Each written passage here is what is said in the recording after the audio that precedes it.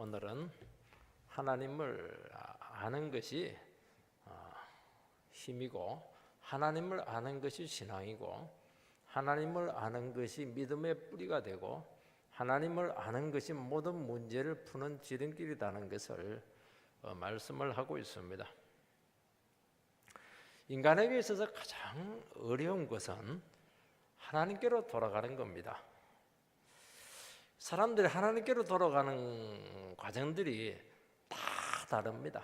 그리고 순순히 돌아간 사람 저는 못 봤습니다. 온갖 애 다 먹이고 반항하고 거부하고 두들겨 맞고 고집 피우다가 당할 대로 당해놓고 상처투성이가 되어가지고 되게 갈 데가 없어가지고 항복합니다.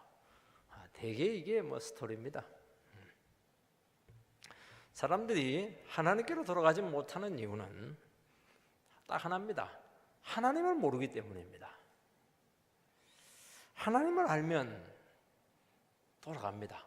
좋은 거 준다는데 왜 안 가겠습니까? 하나님을 무서워하고 모르는 겁니다. 하나님을 아는 게 어려운데 하나님을 알려면 한 가지 방법밖에 없습니다. 하나님을 경험해야 됩니다. 하나님 말씀 붙잡고 하나님을 만나야 되는 겁니다. 이게 어렵습니다. 눈에 보이지 않는 그 하나님을 만나는 게 그렇게 어렵습니다. 왜냐하면 자기가 하나님보다 더 똑똑하기 때문에 안 돼요. 인간의 문제는 뭐냐? 인간의 무지가 끝이 없는 겁니다. 우주도 끝이 있고 다 끝이 있는데 사람의 그 무지는 이게 끝이 없습니다. 얼마나 무식한지 모릅니다. 인간의 욕망은 너무 깊습니다. 인간의 고집은 쇠고리줄보다도 더 강합니다. 꺾이지를 않습니다. 이러니까 하나님께로 못 돌아가는 겁니다. 사고뭉치 청년이 있었습니다. 늘 술 마시고 행패 부리고 전화 오면 유치장에서 빼가세요. 부모님은 늘 그냥 빼가는 거 외에는 할 수 있는 게 하나도 없었습니다. 그 청년이 아파트에서 막 뛰어내렸습니다. 사람들은 막 다 죽었다 그렇게 했는데 살아났어요. 그것도 아무 후유증 없이 회복이 되었습니다. 물론 입원을 하고 고생을 많이 했죠. 근데 그 과정에서 은혜를 참 많이 체험했습니다. 자기 자신의 목숨을 지키기 위해서 너무나 많은 것이 준비되어 있다 하는 것을 이 청년이 깨달게 되었던 겁니다. 그 집은 기독교 집안이었는데 너무 반항했던 것입니다. 자기처럼 무가치한 사람을 사랑한 하나님의 은혜를 그때야 깨닫고 죽었다 살아나니까 깨닫고 회개하고 지금 목사가 돼가지고 서울에 있는 1,500명, 2,000명 되는 교회에 될 겁니다. 지금 담임 목사님을 잘 하고 있습니다. 저는 과거를 알기 때문에 입을 딱 다물고 있습니다. 인간에게 있어서 가장 위대한 것은 하나님께로 돌아갈 마음을 가지는 겁니다. 어떤 절망에서도 마음을 바꾸고 돌아갈 기미만 딱 보여도 하나님은 기다렸다는 듯이 그것을 낚아채가지고 받으시고 그동안 고통당한 모든 것들 몇 번 죽어도 싼데 다 잊어버리시고 다 묻어버리시고 그냥 무조건 회복시키시고 무조건 복을 줘버리고 참 그것도 너무 빨리 애는 한 20-30년 먹였는데 회복되는 거는 한 며칠 만에 다 회복시켜 버립니다. 하나님 참 이런 분이십니다. 그래서 오늘 예배 드리면서 결심을 해야 됩니다. 다른 것도 좋지만은 부인을 아는 것도 좋지만은 하나님을 알자. 이 결심을 꼭 하시기 바랍니다. 첫 번째는 하나님을 알고 돌아와야 됩니다. 그러면 하나님께서 반드시 회복을 시키신다는 겁니다. 1절 말씀을 읽어보면 오라 우리가 여호와께로 돌아가자.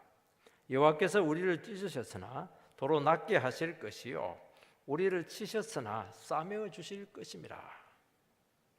지금 하나님의 음성이 들리고 있습니다. 오라 우리가 여호와께로 돌아가자. 결단을 내려라. 지금 그 말씀을 하고 있습니다. 하나님께로 돌아간다고 하는 것은 멀리 있다가 지역적인 이동을 하는 것이 아니고 이 마음의 심리적인 이동을 하는 겁니다.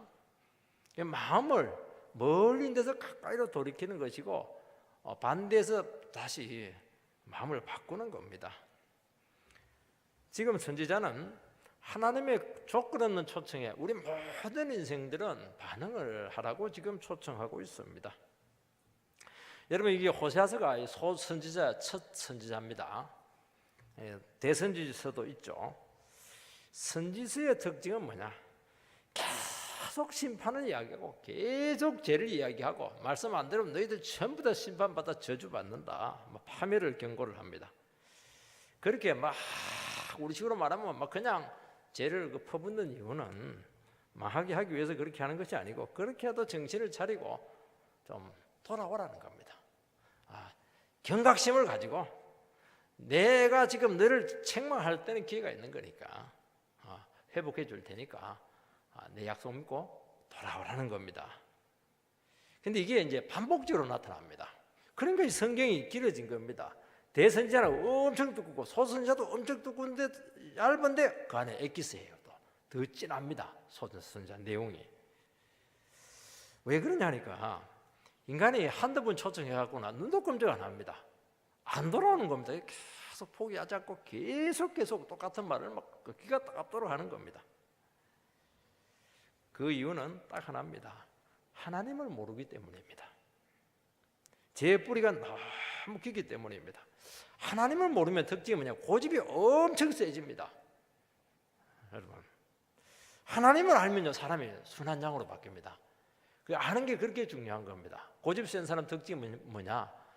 모르니까 고집을 피우는 겁니다. 자기를 지키려고.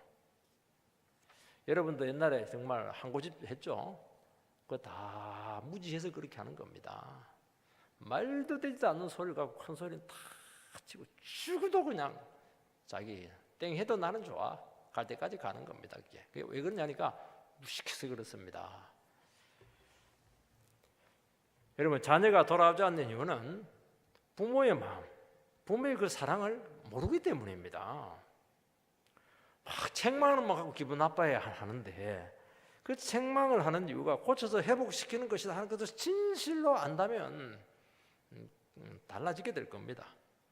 알면 돌아온다는 겁니다. 인간이 하나님께로 돌아오지 않는 이유는 하나님의 마음을 모르기 때문입니다. 여러분, 누가복음 15장에 보면 탕자 비유가 나오는데 탕자가 돌아왔을 때 탕자는 뭘 알게 되냐니까 큰 구렁텅이에 빠지고 온갖 고통 다 당하고 처참하게 찢기고 찢어지고 하고 난 후에 딱 두 가지를 압니다. 안 게 다행이죠. 아는 게 이렇게 어려운 겁니다.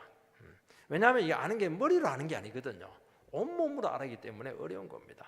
뭘 압니까? 하나는 내가 얼마나 고집불통인 죄인인가 하는 것을 알게 된 겁니다. 또 하나는 뭘 알았냐면 이 아버지의 마음을 조금 압니다. 어렴풋하게 압니다. 옛날에는 아예 몰랐습니다. 아예 그냥 아버지는 나쁜 사람으로 아예 그냥 취급을 했던 것이죠.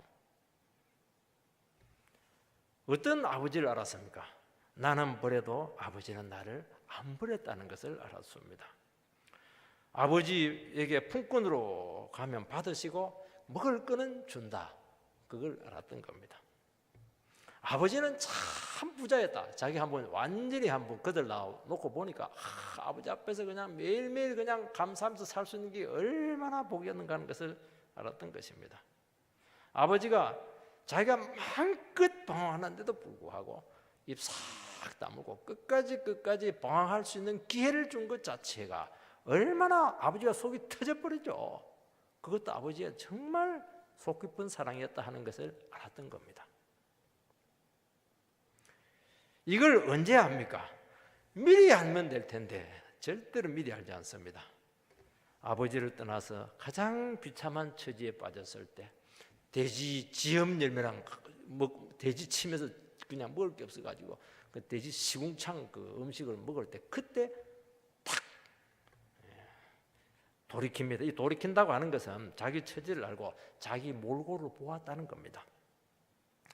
인간의 문제는 고통을 당하고 죄 때문에 모든 것을 잃었을 때 그때 깨닫습니다. 모릅니다.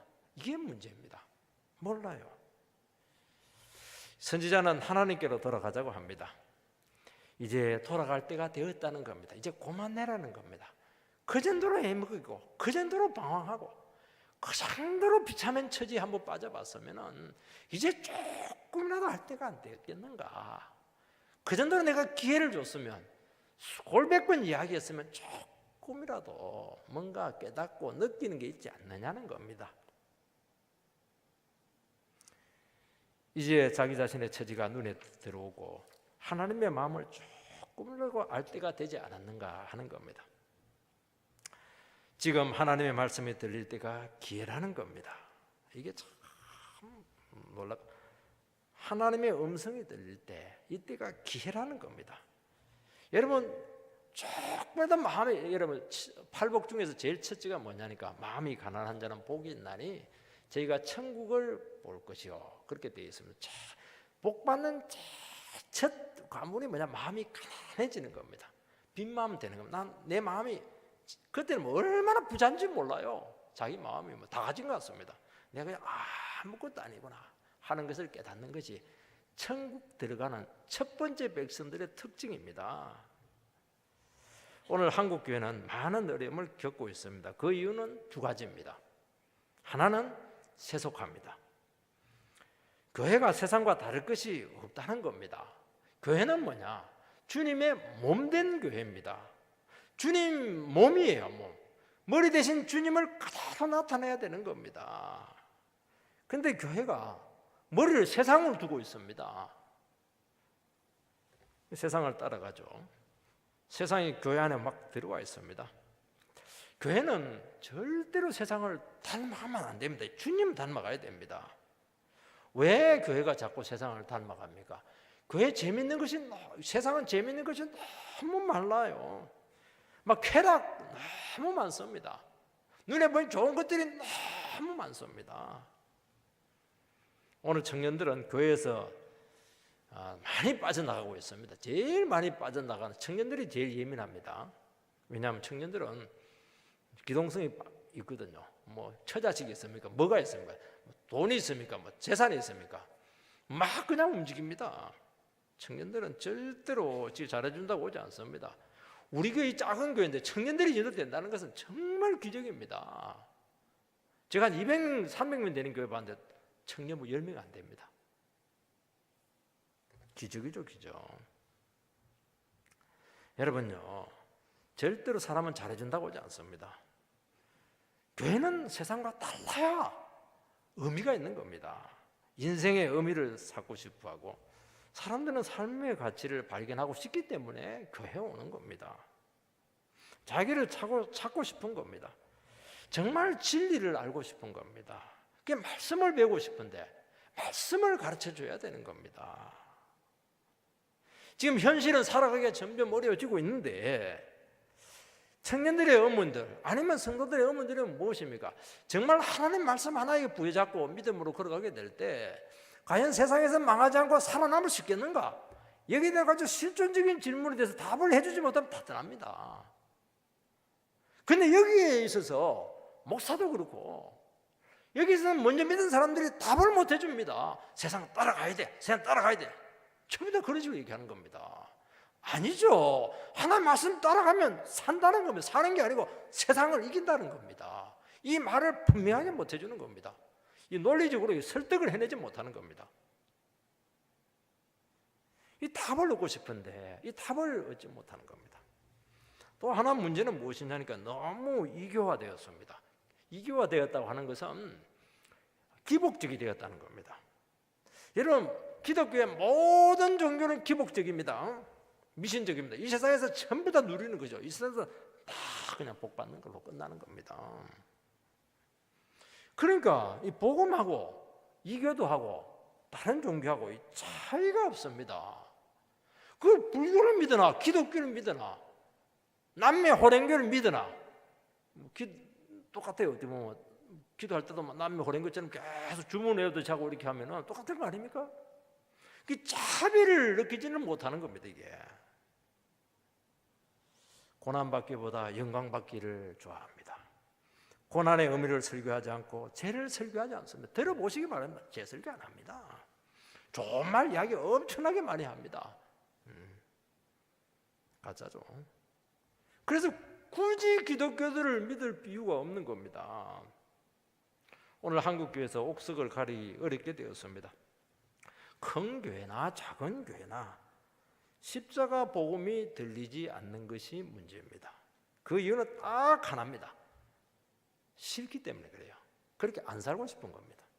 세상처럼 살고 싶고 말씀 의지하고 고생하기 싫기 때문입니다. 하나님께서는 오늘 한국교회를 향해서 이제 그만 됐다. 그렇게 막 세속적으로 살고 그렇게 막 그냥 현세적인 거 막 추구하고 살았는데 그래 남는 게 뭐가 있나? 그 정도 방황했으면 안 되겠나? 이제 좀 깨닫고 나에게를 좀 알아. 나를 좀 알아라. 말씀을 좀 알아라. 이게 종교 계획입니다. 우리를 찢으셨으나 도로 낫게 하실 것이요 우리를 치셨으나 싸매어 주실 것이라. 하나님께서는 자기 백성들을 찢으시고 교회를 막 내리치십니다. 왜냐하면 하나님은 잔인한 분이시기 때문에 그런 것이 아니고 이 방법 외에는 인간을 치료할 수 있는 방법이 없기 때문입니다. 그동안 너무 말씀으로 많이 했는데 안 들어요. 안 되는 겁니다.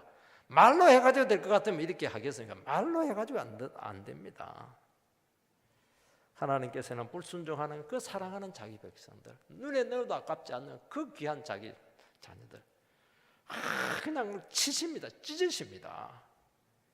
그리고 하나님도 눈물을 팍 흘리십니다. 하나님 더 눈물을 많이 흘리십니다.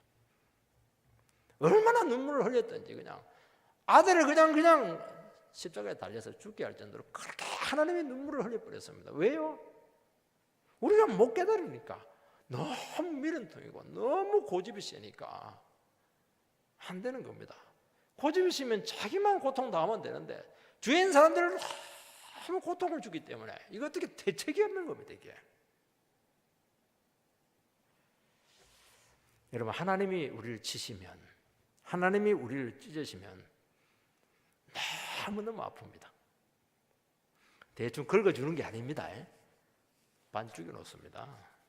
사자가 막 우리를 찢어버리면요 핥혀버리면 완전히 우리 식으로 말하면 어디 갑니다. 여러분 하나님의 면은 너무 아픕니다. 너무 밟아버리고 봐주는 거 없습니다. 그동안 봐줬기 때문에 그렇게 하지 때가 되면 말로 안 되면 한번 사랑의 때가 옵니다. 이거는 심판이 아닙니다. 사랑의 매입니다. 사랑의 매인데 사랑 이게 아닙니다. 완전히 그냥 찢어놓습니다.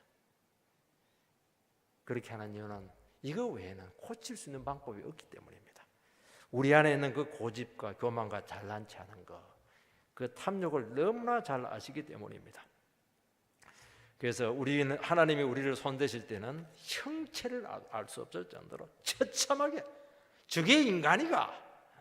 제가 뇌수술 하신 분들 한번 가보면요 뇌수술 하신 분들이 보면 저렇게 살겠나 정말 인간이 되겠나 생각이 될 정도인데 한 몇 개월 입원하니까 딱 정상으로 돌아오는데 그분이 지금 30년을 살고 있더라니까. 최근에 내가 알았습니다.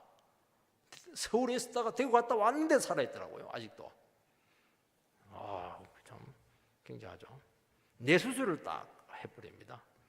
왜냐하면 지금 내가 문제거든. 생각이 문제거든요. 이게. 고개를 쳐들지 못하게 합니다. 하나님 우리를 낮추실 때 딱 두 가지가 보입니다. 하나는 뭐냐? 내가 아무것도 아니구나 하는 것을 압니다. 내가 흙덩이에 불과하구나. 내가 그냥 진흙덩이에 불과하구나. 아무것도 아니다는 것을 알게 됩니다. 그리고 또 하나를 알게 되는데 하나님 그동안 우습게 얘기했는데 하나님 너무너무 두려운 분이시구나 하는 것을 압니다. 하나님을 몰랐어요.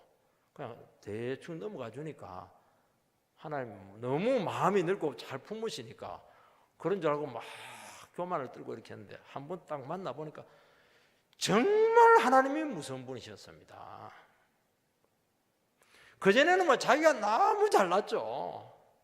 너무 똑똑하고 아는 것도 많고 인물도 뛰어나고 학벌도 좋고 하나님이 한번 말씀하시면 10마디 합니다. 하나님을 가르칩니다. 하나님 그거는 그런 게 아닙니다. 틀렸습니다. 이러면서 이렇게 해야 됩니다. 참 난리도 아니죠. 그 맛에 신앙생활을 합니다. 문제가 생기면 하나님은 안 찾습니다. 하나님보다 더 똑똑하니까요. 엉뚱한 곳에 가서 바알에게 가서 묻고 엉뚱한 곳에 가서 막 상담하고 그렇게 합니다. 뭐가 기도합니까? 기도 안 합니다. 다른 데 가서 답 찾습니다. 끝까지 하나님의 도움을 외면하고 스스로의 살 길을 찾습니다. 이것은 하나입니다. 하나님을 아직 제대로 만나지 못했기 때문입니다. 여러분, 하나님은 참으로 두려우신 분이십니다. 이때 우리는 하나님을 제대로 알게 되는 겁니다. 이게 하나님을 아는 겁니다. 여러분 책 속에 아무리 호랑이 그 그림 알아봐도 키로가 얼마고 뭐 발톱이 얼마고 뭐 그거 아무 소용 없어요. 숲속에서 한번 딱 1대1 한번 만나봐야 돼요. 헐키고 한번 죽다 살아나 보면 우와 호랑이 무섭네 이 말이 나오는 겁니다. 절절매입니다. 절절매. 책 속에 하나님 그냥 뭐 남한테 들은 하나님 말이죠. 이거 알고 뭐 신앙이 좋다고 지금 그렇게 하는데요. 아직 지금 몰라도 대단히 모르고 있는 겁니다.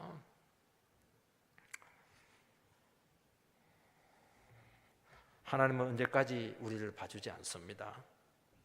사랑하면 반드시 때가 옵니다. 그때 자기 죄를 회개하고 그때라도 하나님께로 돌아가면 치료해 주시고 싸매어 주십니다. 여러분 때리고 약을 바릅니다. 제가 어릴 때 제 어머니가 막 때리면 피가 나고 막 코피도 나기도 하고 그랬어요. 얼마나 제가 힘들게 했는지 모르겠습니다. 그러면 어머니가 막 갑자기 막 서랍을 열 때만 아까진기 가져와가지고 막 발라주고 맨손에다 갖고 막 발라주고 먹는 데는 그냥 그 안티프라민인가 안티프라민 얼마나 따가운지 몰라요. 모르고 피난데 안티프라민 발라버리면요 돈이 더 고통스러워요. 괜히 발라줘가지고 이중 고통 준다고 말이죠. 그렇게 합니다. 너무 따갑고 화끈거립니다. 근데 그때 부모의 사랑이 느껴집니다. 어머니가 나를 정말 사랑해서 때렸구나 하는 것을 알게 되는 겁니다. 그동안 내가 너무 까불었다 하는 것을 알고 그때 조금 수그러들고 인간이 됩니다. 인간이 됐다는 말이 뭐냐니까 그때 어머니의 마음을 조금 이해를 한 겁니다. 다 이해하지 않으면 조금 이해합니다. 또 좀 지나면 또 잘났다고 고집 피우고 또 그냥 까불고 못 봐줍니다. 그때 또 한번 맞아야 됩니다. 맨손에다 또 바르고 이렇게 해야 됩니다. 하나님은 회복이 목적입니다. 우리를 치시지만 조금이라도 돌아올 기미만 보이면 그 자리에서 안으시고 막 싸매십니다. 여러분 탕자가 돌아왔을 때 어떻게 했습니까? 아버지는 동구 밖에서 먼저 기다리고 아들이 보기 전에 먼저 보고 달려서 안아버렸습니다. 여러분 그 당시에 아버지가 살아계신데 유산 달라 해가지고 고집 피워가지고 유산 가져가서 지 살 길 찾아가는 사람들은요 죄가 엄청나게 큽니다. 그건 아버지 죽으라는 것과 똑같은 겁니다. 그래서 그런 존속에 대한 죄를 지은 자식은 동네 사람들이 공적으로 돌 던져서 죽여버립니다. 아버지 그걸 아는 거예요. 먼저 팍 싸매고 가락지 끼워버리고 옷 좋은 거 다 입혀버리고 잔치를 막 베푼다. 우리 아들 절대로 건드리지 마라. 이 내 아들이다. 죽었다가 살아난 내 아들이다. 이렇게 하면서 막 그냥 자랑을 하는 겁니다. 하나님 그런 분이세요. 그 한 꼬락서니를 보면 막 몇 번 죽여도 그냥 속이 터질 인간인데 안 그러세요. 그거 돌아온 것 자체가 너무 귀한 겁니다. 그래서 우리가 하나님의 매를 맞을 때는 너무 아프고 고통스러운데 상처가 없어요. 이 사람의 말은요 그냥 지나간 말 한번 딱 했는데도 막 가슴에 깊이 박히면 죽여요. 나한테 저런 말을 해. 밤새도록 생각합니다. 하나님의 매는 그렇지가 않아요. 그때는 그리 아픈데요 상처가 없어요. 왜냐하니까 그 매 속에는 사랑이 너무너무 녹아 있기 때문에 그렇게 하는 겁니다. 이미 하나님이 먼저 자기 자신을 십자가에 못 박고 주신 사랑의 맥이기 때문에 그렇게 하는 것입니다. 그러면서 어떻게 합니까? 하나님의 깊은 사랑, 하나님의 크신 사랑, 그 십자가 사랑을 알게 되는 겁니다. 2절 말씀을 읽어보면 여호와께서 이틀 후에 우리를 살리시고 셋째 날에 우리를 일으키시리니 우리가 그의 앞에서 살리라. 생각보다 신속하고 빨리 회복시키십니다. 찢기고 맞을 때는 너무 처참해서 영원히 회복될 것 같지가 않습니다. 여러분, 하나님이 우리에게 진정 원하시는 것은 진정한 겸손입니다. 내가 아무것도 아니고 하나님의 은혜 아니고는 아무것도 할 수 없습니다. 내가 아무것도 아니네요. 모르고 까불었네요. 이틀이 다르고 사흘이 다릅니다. 막 회복이 됩니다. 우울증, 속병, 류마티스 관절 근데 팍팍 치료가 됩니다. 기가 막힙니다. 기가 막혀. 우리가 그의 앞에서 살리라.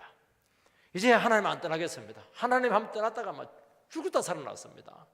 하나님 안에 있는 게 제일 편안하네요. 하나님 안에 있는 게 제일 안전하네요. 하나님 안에 있는 게 제일 행복하네요. 절대로 안 떠납니다. 이제는 누가 그냥 거금을 지어줘도 나는 그 안 따라갑니다. 하나님 만족합니다. 참 이게 신앙입니다. 하나님을 아는 겁니다. 하나님 앞에 있는 게 얼마나 복된 것인가 하는 것을 알게 되는 것입니다. 그리고 하나님께서 나에게 힘 주시고 은혜 주지 않으면 아무것도 안 된다는 걸 정말로 압니다. 그러니까 이제는 옛날에는 여러 군데 눈치를 많이 봐서 이제는 아무도 눈치 안 봅니다. 한 분에게만 딱 눈치 봅니다. 하나님만 계속 눈치 봅니다. 그전에 남편 눈치도 봐야죠. 자식 눈치도 봐야죠. 시아버지 눈치도 봐야죠. 명절되면 또 어른들 눈치 봐야죠. 절대로 눈치 안 봅니다. 아버지가 어떻게 생각합니까? 아버지 눈치를 딱 봅니다. 사랑 겁 안 나요. 그리고 아버지가 전부 다 손 잡아줍니다. 싹 정리 다 합니다. 아버지 너무 만족스러워요. 아버지 한 분만 다 눈치 봤더니만 하나님 알아서 다 정리해 주시네요. 이게 신앙입니다. 3절 말씀을 보면 그러므로 우리가 여호와를 알자. 힘써 여호와를 알자. 그의 나타나심은 새벽빛같이 어김없나니 비와 같이 땅을 적시는 늦은 비와 같이 우리에게 임하시리라. 참 숨가쁜 초청입니다. 너무나 소중한 것을 알았을 때 어떻게 합니까? 그것을 모르는 사람에게 막 초청합니다. 늘 얘가 그냥 중간 정도 성기가 안 됐는데 아니 1등을 했어요. 전교에서. 어떻게 했습니까? 애가 그냥 막 집에 올 때 막 슬라이딩 합니다. 흑흑거리면서 아빠 내가 오늘 1등 했어 이러면서 아이고 초청을 합니다. 우리 집에도 그런 일이 일어났으면 좋을 텐데 여러분들 집도 그렇게 일어날 줄 믿습니다. 합격증 딱 들고 왔을 때 이야 이거 그냥 신나 죽죠. 여러분 주님을 아는 것처럼 귀중하고 긴급한 것 없습니다. 이 기쁨은 다른 것하고 절대로 대체되지 않습니다. 여러분 하나님을 아는 것이 얼마나 기쁜지 모릅니다. 하나님 앞에 재영수 받는 거 얼마나 기쁜지 모릅니다. 세상을 얻은 것 같아요. 세상이 전부 다 내 것 같습니다. 왜냐? 세상이 아버지 거니까. 아버지 건 이제 내 거거든요. 아버지 자전거 내 자전거. 아버지 차 내 차. 우리 교회 보니까요. 자식들이 아버지 차를 몰래 타가지고 가죠. 아버지 차 찬다고 굉장히 괴로워하는 걸 많이 봤어요. 왜냐? 아버지 차 내 차니까. 아버지 거 전부 다 내 겁니다 이거. 아버지 좀 기다리세요. 내가 좀 쓰고 줄 테니까 참으세요. 이것처럼 신다는 게 어디 있습니까? 여러분 하나님을 아는 것이 신앙의 목적입니다. 기도 응답도 중요하고 사역의 열매도 중요하고 그 위대한 봉사와 헌신도 중요하죠. 그러나 그것이 궁극적인 목적은 아닙니다. 하나님을 아는 것이 목적입니다. 하나님과의 관계가 목적입니다. 여러분 인생의 긴 터널을 그 어두운 너무나 외롭고 고통스러운 터널을 통과한 인생들은 이 하나님을 만난 그 감격을 합니다. 한순간에 찾아온 그 인생의 소망, 야, 이거 생각하면요, 이제 나 그런 인생 안 가겠습니다. 내가 주님과 함께 이 밝은 길을 가겠습니다. 그 감격을 잊어버릴 수가 없는, 이 감격으로 살아가는, 감격으로 헌신하고, 감격으로 봉사하고, 감격으로 찬양하고 예배드리는 겁니다. 아깝지가 않죠. 어떤 것을 드려도 주님 앞에 아깝지가 않아요. 나중에는요, 우리 목숨까지 드려도 하나님 제 목숨 가져가세요. 진짜 이런 기도가 나온다니까요. 하나님이 필요하면 내 거 다 가져가세요. 그것 자체가 너무 영광스럽기 때문에 그렇게 하는 겁니다. 뭘 아낍니까? 아낄 거 하나도 없습니다. 여러분, 몸 아끼지 마세요. 그거 몸 이거 아이고 이거 뭐 자꾸 닦아가지고 뭐 하려고 그럽니까? 주를 위해서 그냥 막 써버리세요. 신앙은 하나님 관계를 얻기 위해서 노력하는 게 아닙니다. 그건 종교 행위입니다. 하나님 관계가 넘쳐서 하나님 너무 좋아서 하는, 이게 복음입니다. 철철 넘쳐야 됩니다. 신에게 만족을 주고 대접받기 위해서 죽을 힘을 다해서 치성을 드리는 것은 그 이교도가 하는 겁니다. 뭔가를 들여서 좋은 관계를 좋게 만들 수 있는 방법은 없습니다. 우리가 하나님 관계를 좋게 맺을 수 있는 방법 딱 하나입니다. 하나님을 아는 것입니다. 만나는 겁니다. 늘 얘기했죠. 안다는 것은 야다. 총체적인 알문 얘기합니다. 이 어려운 말이 통전적으로 안다는 것이죠. 사랑한다, 믿는다, 신뢰한다, 맡긴다, 의지한다, 돌봐준다, 불쌍히 여긴다. 이 전부 다 뭐냐니까 관계적인 개념에서 안다는 겁니다. 여러분, 헬라에서 안다는 개념하고 달라요. 헬라에서 사랑한다. 헬라 사람들은 전부 다 어떤 문제를 분석적으로 다 풉니다. 사랑에는 필데오의 사랑이 있고 아가페의 사랑이 있고 그 다음에 로맨스인가 뭐 세 가지 있잖아요. 에로스 사랑. 이게 분석적이에요. 근데 히브리 사람들은 그렇잖아요. 철저히 체험적이고 관계적입니다. 그냥 만나야 아는 겁니다. 만나야. 머리로 아는 게 아닙니다. 여러분, 주님을 한번 만나고 체험해보면 이것처럼 좋은 것이 없습니다. 다른 것이 필요치가 않아요. 여러분, 부부의 사랑은 만나서 아는 겁니다. 부부가 사랑하면 다른 게 필요가 없습니다. 부부가 하는 게 뭡니까? 이벤트 하는 거 없어요. 부부가 이벤트를 늘 하면 피곤해요. 늘 하는 거 밥 먹고 자고 뒤집어 자고 일어나고 세수하고 잘 잤나 그러고 밥 줘 이 말하고 똑같은 말 합니다. 근데 지겹지가 않아요. 늘 그거 합니다. 관계를 회복하기 위해서 막 오늘 머리를 이렇게 할까 그런 거 없습니다.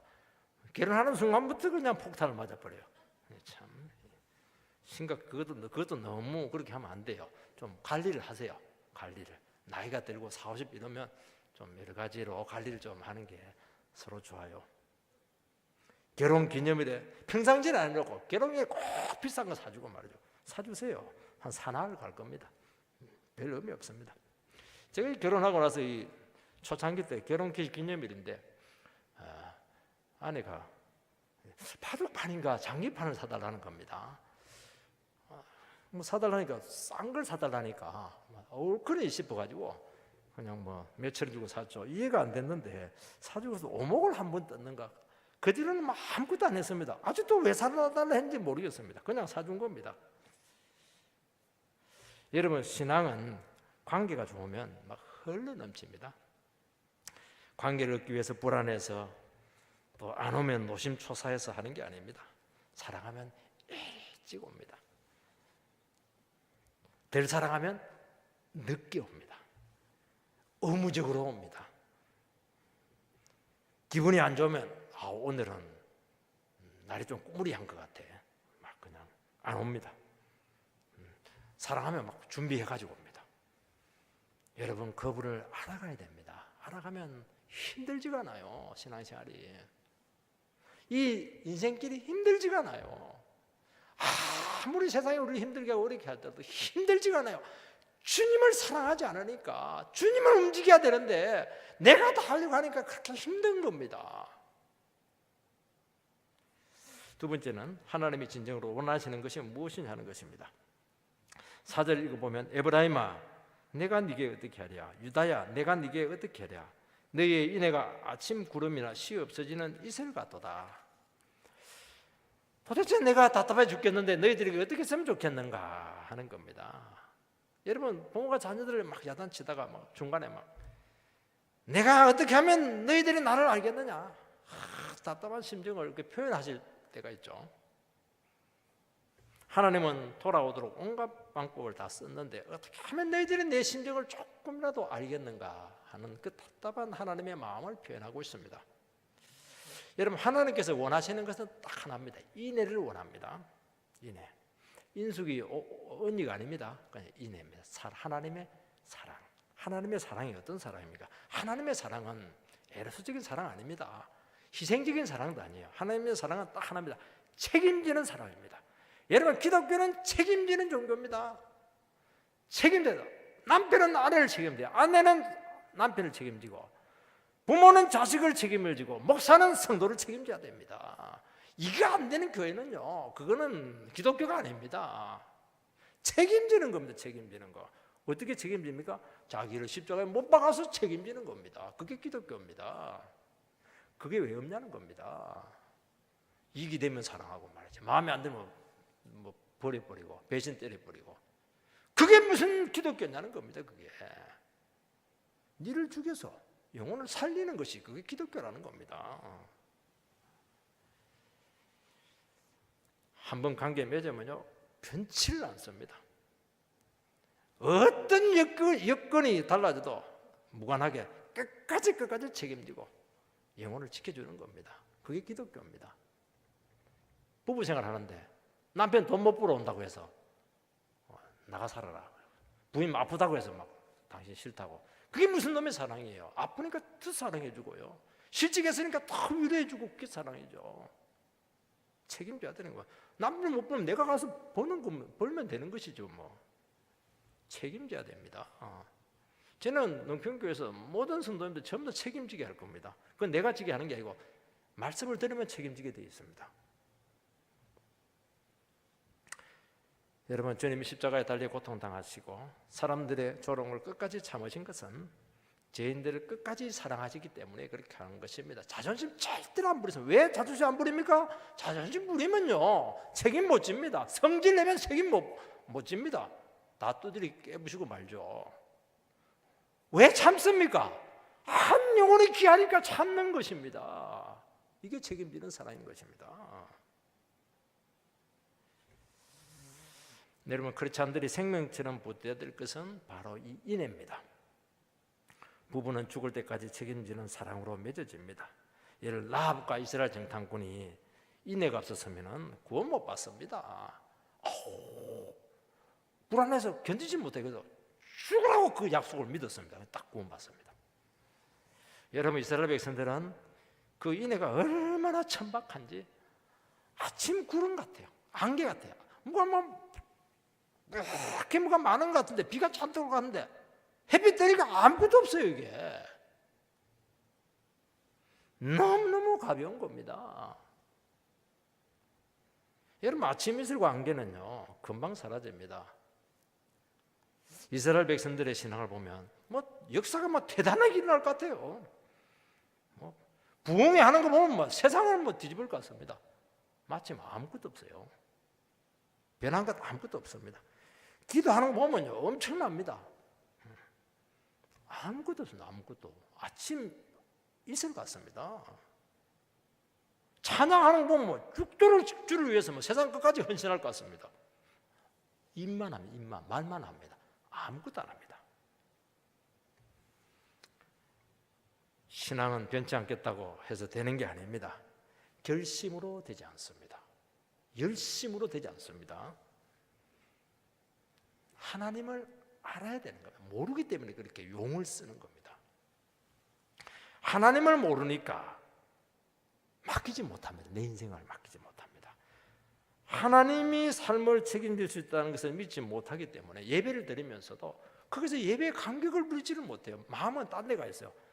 저 돈 사기친 놈 저 어떻게 돈 받아내나, 그 생각하는 거고, 그 생각 다 잊어버리고 말이지, 이 갯돈 받아가지고 어디 집어넣을까, 그 생각하는 게 그 생각.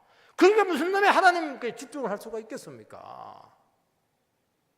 여러분 갯돈 못 받아도 하나님이 먹여준다는 걸 진짜로 믿어야 되는 겁니다. 오늘 성도들이요, 신뢰를 다 잊어버렸습니다. 믿을 수가 없습니다. 예수 믿는 사람 믿었다가요 큰일 납니다. 요즘 세상에는 직분자 믿으면 더 큰일 납니다. 목사 믿어도 큰일 날 수가 있어요. 이기적이고 변덕이 심한 이유는 딱 하나입니다. 하나님을 모르기 때문에, 하나님 능력을 경험해 보지 못했기 때문입니다. 이유는 딱 하나입니다. 이기적인 사랑을 하고 조금 더 손해를 안 봅니다. 하나님의 능력으로 다 갈취합니다. 이런 부부가 서로 얼마나 소중한 존재인지를 알면은 부부싸움 안 하죠. 져버리죠. 왜냐니까 소중하니까. 뭘 이겨요? 이기면 내가 도리어 고통스러워. 내가 고통당하고 말죠. 그게 사랑이지 않겠습니까? 눈만 보면 알아요. 설명이 뭐가 필요합니까? 여러분 하나님을 우리가 하나님께서는 우리를 알기 때문에 설명 안 합니다. 그냥 선포하고 이렇게 해라. 다 통합니다. 하나님 아니까. 나를 위해서 주시는 말씀이고 나를 살리기 위해서 주시는 말씀이기 때문에 안 따져요. 그냥 말씀 들으면 순종해버립니다. 이해 안 돼도 순종합니다. 그러니까 능력이 나타나고 기적이 나타나고 더 하나님을 놀랍게 경험을 할 수가 있는 겁니다. 그렇게 위대한 겁니다. 이게 세상을 왜 의지해요? 세상은 처음부터 제구덕인데 세상에 공짜가 있습니까? 여러분 딱 유혹되는 거는요, 그 걸리면 끝나는 겁니다. 몇 배로 고통당하는 겁니다. 여러분 하나님은 우리가 힘들게 살아가고 있고 힘든 곳에서 우리가 살아가도록 심어 놓으셨습니다. 그래서 이곳에서 믿음으로 헌신적인 사랑을 하기를 원하고 있고 정말 책임지는 사랑을 감당하기를 원하고 있고 정말 목숨을 건 헌신적인 생활, 좀 넘치는 생활, 하나님 앞에 그냥 그분 하나 믿고 그냥 달려가는 그 믿음을 한번 보여주고 싶은데 너희들의 사랑이 왜 이렇게 아침 이슬같이 믿을 수가 없냐? 그렇게 지금 괴로워하고 있는 겁니다. 6절 말씀을 읽어보면 나는 인내를 원하고 제사를 원하지 아니하며 번제보다 하나님을 아는 것을 원하노라. 이건 제사 드리지 말라는 게 아닙니다. 예배 드리지 말라는 게 아닙니다. 사랑이 흘러넘치지 않는 그 예배는 예배가 아니다는 겁니다. 예배와 삶을 분리하지 말라는 겁니다. 여러분 요즘 생활 예배를 자꾸 이야기를 하는데요, 여러분 생활 예배보다 더 중요한 게 이 공적인 예배입니다. 여기서 은혜를 팍 받아야 돼요. 그러면 생활 예배가 그대로 되는 겁니다. 여기서 회복되지 않고 세상에서 회복될 길 없어요. 여기서 살아서 은혜를 받고 부흥을 경험하면요 세상을 다 이겨냅니다. 얼마나 중요한지 몰라요. 분리하면 안 되는 겁니다. 여러분 삶에서 하나님을 인정하지 않고 내 머리와 능력으로 살면서 교회 와서 하나님 저를 기억해 주세요. 안 됩니다. 성도는 하나님이 우리의 전 삶에 개입하도록 초청해야 됩니다. 그 방법은 인내를 실천하는 것입니다. 무슨 일이 있어도 하나님 한 분만 사랑하는 겁니다. 다른 사람을 섬기고 내 욕심을 내려놓고 긍휼한 마음으로 살아가는 겁니다. 참 마음이 중요한 것 같아요. 저도 목사인데도 불구하고 똑같은 사실을 두고도 긍휼을 가지고 생각을 하면은 참 이게 마음이 따뜻해져요. 근데 조금만 시각을 달리해서 조금 긍휼이 없고 따지기 시작하면요 마음이 강팍해집니다. 여러분 긍휼을 가지는 것은 손해를 보는 것이 아닙니다. 영혼을 위해서 그 사랑의 대가를 지불하는 것입니다. 여러분 번제는 재물을 다 태우는 겁니다. 남김없이 다 태웁니다. 너무 하나님 사랑하지 않습니까? 그러나 그 번제도 내가 하나님을 모르고 불을 태우는 것이라고 하면은 냄새도 맡기 싫다는 겁니다. 여러분 하나님을 아시기 바랍니다. 하나님이 곁에 있어도 몰라요. 세상 중에서도 하나님 바라보고 알고 있느냐? 이제 알고 지금 신앙생활 하고 있느냐? 지금 묻고 있는 것입니다. 여러분, 이것이 전부입니다. 구원은 하나님을 아는 것이고 나를 보내신 그분을 아는 것이고. 우리가 성경에 왜 합니까? 장수를 채우기 위해서 합니까? 아니에요. 하나님을 알기 위해서 하는 겁니다. 하나님을 아는 것이 복이라고 그렇게 말씀하고 있는 것입니다. 여기서 모든 복이 다 나오는 것이고 하나님을 인정하는 삶이 우리에게 오는 것입니다. 여러분 7절 말씀을 보면 그들은 아담처럼 언약을 어기고 거기에서 나를 반역하였느니라. 하나님은 아담과 생명의 언약을 맺었습니다. 아담은 마음만 먹으면 언제라도 그 언약을 지킬 수가 있었습니다. 하나님이 어떤 분인가 제대로 알기만 했다면 그 하나님의 약속을 끝까지 지킵니다. 하나님 어떤 분이십니까? 하나님은 생명을 주시고 나에게 영생을 주고 모든 부여를 다 지켜주시는 분이라는 것이 아담과 하나님과의 그 관계 속에 이미 다 언약으로 체결이 되어 있습니다. 그런데 선악과는 따먹지 말라, 이 언약을 거부를 한 겁니다. 왜냐하면 이 부분에 있어서 하나님을 인정하기 싫었던 겁니다.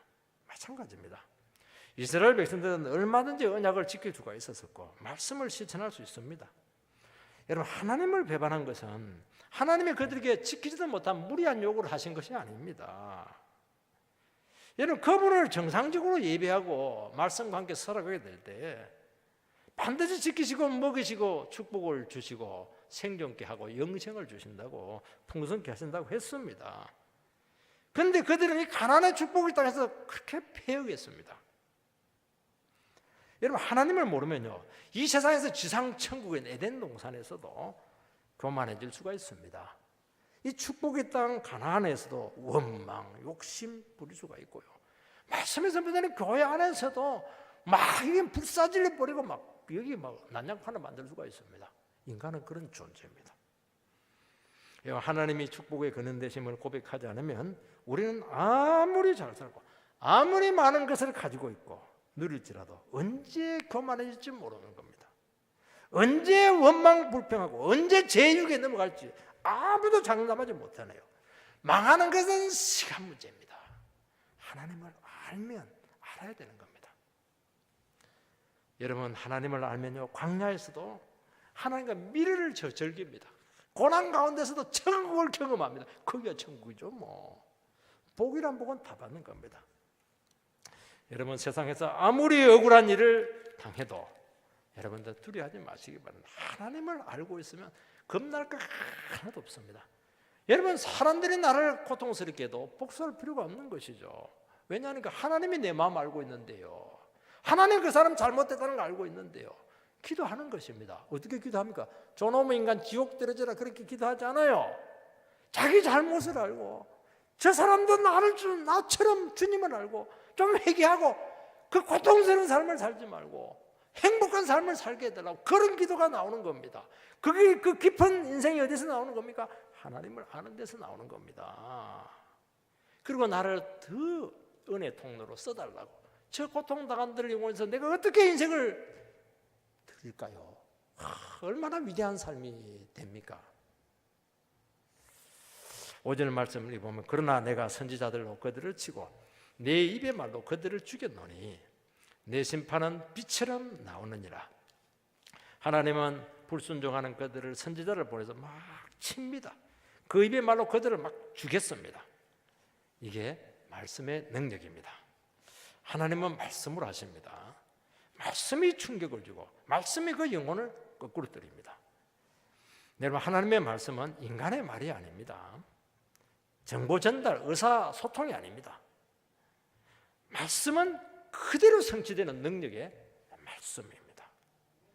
여러분, 말씀이 교만한 영혼을 칩니다. 말씀이 병든 영혼을 치료해냅니다. 말씀은 위대한 것, 말씀이 세상을 창조합니다. 여러분, 죄짓고도 회개하지 않으면 어떻게 하면 그 말씀이 그 영혼을 파고듭니다. 그냥 목을 졸라버립니다. 그리고 끝까지 회개하지 않으면 영혼을 완전히 썩어 문드러지게 만드는 겁니다. 결국에는 죽습니다. 다윗이 범죄하고 나서 회개하지 않았을 때 다윗이 예배 안 드렸겠습니까? 두 예배를 엄청나게 드렸습니다. 왜냐, 양심이 괴로우니까요. 나쁜 짓 했으니까. 그런데 문제는 예배를 드리면 드릴수록 마음이 답답하고 더 양심이 괴롭고 찢어질 것 같고 결국에는 내가 그 죄를 토해내지 않으면 죽는다 하는 것을 깨달았습니다. 그래서 하나님이 죽이서는 안 되니까 나단 선자를 보내서 터뜨렸습니다. 그러니까 완전히 뒤집어진 겁니다. 여러분, 죄 용서 받은 자가 이 세상에서 가장 복됩니다. 그 고백을 딱 합니다. 다윗이. 그 부족한 사람이 뭐가 있어요? 다 가진 사람입니다. 여러분, 우리가 듣는 이 말씀은 듣는 순간 책임이 생기는 겁니다. 그 말씀대로 순종하지 않으면 그때부터 그 말씀이 우리를 막 치기 시작합니다. 결국 영혼을 죽여서 죄를 토해내든지 그 불순종을 다시 순종으로 바꾸든지 심판받아 죽든지 둘 중에 하나입니다. 절대로 중립적으로 놔두지 않습니다. 말씀은 반드시 태도를 우리에게 요구하는 것입니다. 굴복하든지 대항하든지 하나님의 말씀은 두 가지로 나타나는 것입니다. 책임인 것이죠. 여러분, 하나님의 말씀에 순종하면 그 말씀은 여러분을 생명으로 이끌 겁니다. 능력으로 이끌 것이고 기적으로 이끌 것입니다. 그러나 그 말씀을 거역하면 그 말씀이 여러분들을 세상 끝까지 찾아가서 절대로 가만두지 않습니다. 사랑하니까요. 내 심판은 빛처럼 나온다고 말씀했으면 번쩍 나면 끝나는 겁니다. 그리고 누구든지 이건 하나님의 심판이다 다 알도록 저렇게 교만하니까 하나님께서 저렇게 두들겨 맞지 빛처럼 다 드러나게 된다는 겁니다. 여러분, 인애가 없는 이스라엘 백성에 대한 처방은 말씀입니다. 하나님의 말씀은 살인 무기가 될 수도 있고 수술 도구가 될 수가 있습니다. 여러분, 예리하고 모든 것을 다 드러내고 치료받든지 심판받든지 둘 중에 하나인 것입니다. 오늘 이 말씀은 우리를 위협하기 위해서 주시는 것이 아닙니다. 우리가 주님의 말씀 앞에 우리 마음을 갈아엎으시기 바랍니다. 말씀을 들으면 반응을 하고 자기 죄가 드러나고 돌이키게 되는 것입니다. 그래서 제일 복된 사람은 주의 말씀 앞에 겸손하게 반응하는 것입니다. 이것이 하나님을 알아가는 길이고 여기에 모든 길이 있다 하는 것을 믿으시고 두렵고 떨리는 마음으로 주님 앞에 믿음으로 서는 귀한 성도 되시기를 주의 이름으로 축원드립니다.